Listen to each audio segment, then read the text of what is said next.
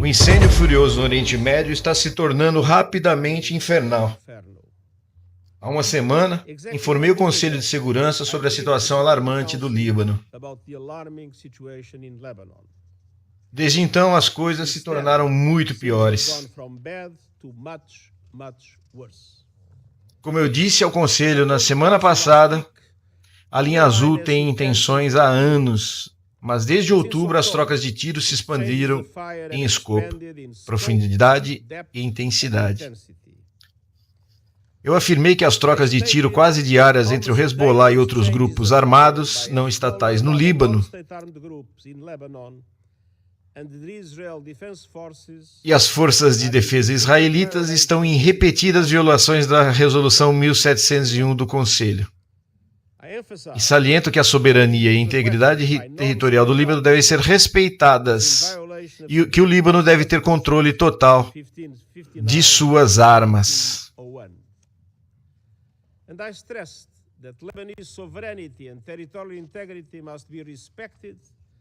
Senhora Presidente, nos poucos dias que se passaram desde então, vimos uma escalada dramática, tão dramática que me pergunto o que resta no quadro que este Conselho estabeleceu com a Resolução 1706.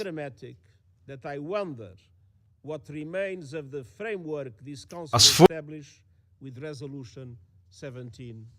forças israelitas realizaram ataques aéreos implacáveis em todo o Líbano, incluindo Beirute.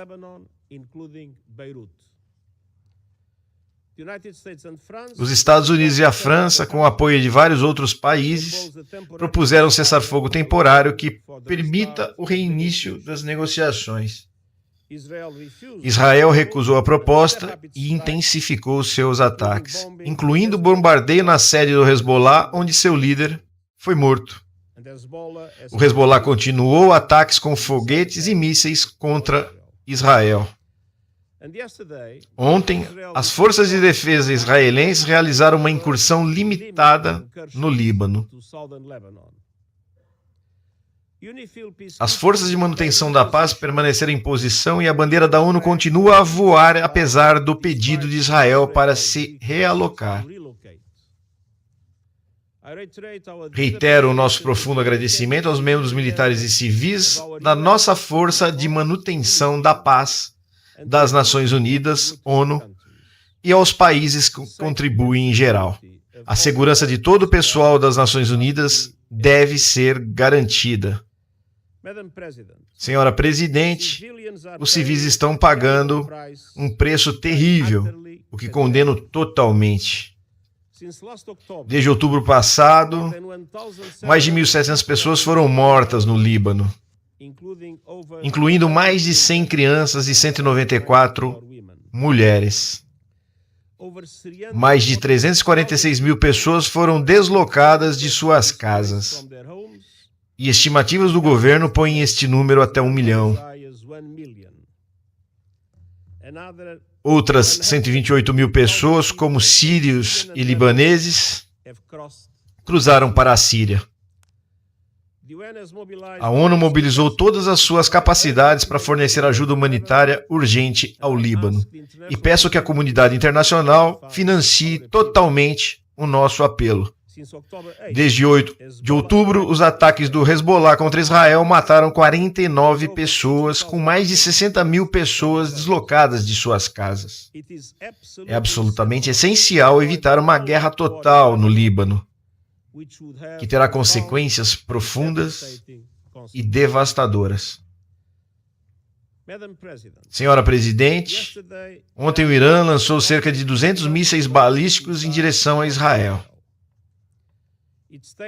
Ele afirmou que foi em resposta ao assassinato de Hassan Nasrallah e do comandante do corpo, Abbas-Nil, para a Rússia na semana passada,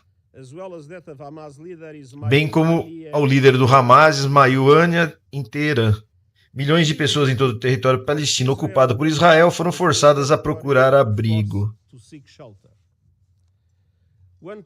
Uma pessoa foi morta nas faixas iranianas, um palestino na margem oeste ocupada, e como fiz no que se refere ao ataque iraniano de abril, Isso deveria ter sido óbvio ontem no contexto da condenação que expressei. Condeno mais uma vez veementemente o ataque míssil maciço de ontem de Irã a Israel. Esses ataques, paradoxalmente, não podem apoiar a causa do povo palestino ou reduzir seu sofrimento. Passaram quase 20 anos desde os atrozes atos de terror do Hamas e do falecimento de reféns de 7 de outubro. E desde o último outubro, Israel conduziu em Gaza a campanha militar mais mortal e destrutiva. Em meus ouvidos, como secretário-geral, o sofrimento que o povo palestino sofreu em Gaza está além da imaginação.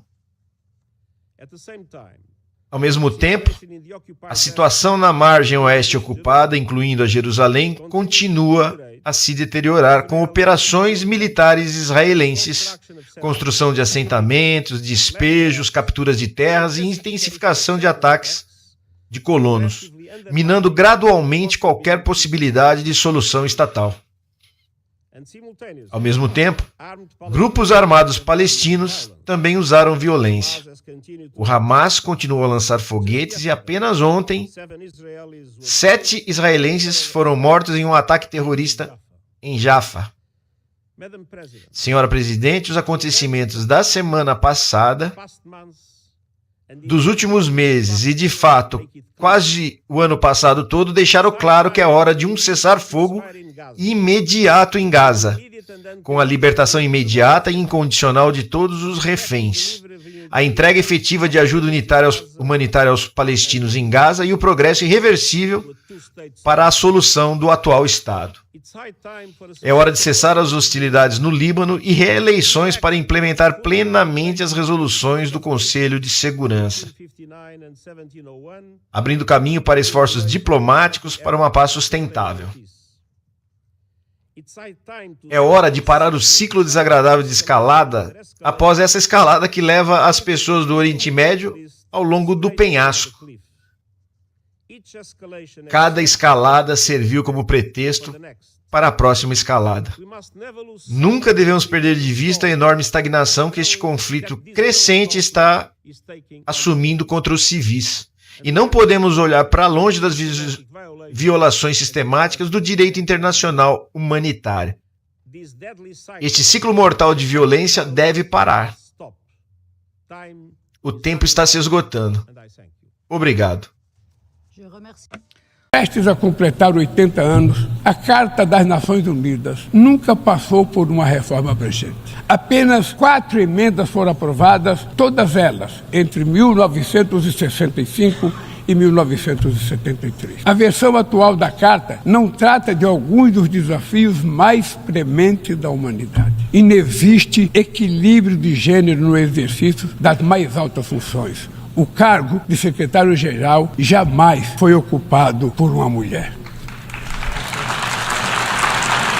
Estamos chegando ao final do primeiro quarto do século XXI, com as Nações Unidas cada vez mais esvaziada e paralisada. É hora de reagir com vigor. Não bastam ajustes pontuais. Precisamos contemplar uma ampla revisão da Carta. A exclusão da América Latina e da África de assentos permanentes no Conselho de Segurança é um eco inaceitável de práticas de dominação do passado colonial.